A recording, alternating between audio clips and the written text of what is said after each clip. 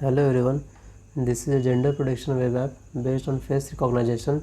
So as the name suggests, it is used to predict the gender of a given image. So now let's see the demonstration of this web app.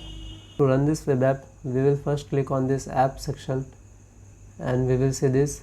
Here we will click on the gender app. After clicking on gender app, this will say to upload an image. This will take JPG, .jpg and PNG files. So when we click on this choose, here we will choose this image, and after choosing we will click upload and predict. So here we can see it is running fine. This is a female, this is a female, male, female, female, male, female, male, and after going down we can see that this is a detected face what the model has detected, and this is the eigen image of that detected face, and based on training of our model it predicts whether the detected face is male or female.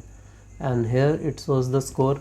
This score shows that what is the chance of detected face is a male or female. Here it is showing 83% chance is the detected face is female, and on the second one it is 83, third one is 95, and so on for all the detected faces. So that's it. Thank you.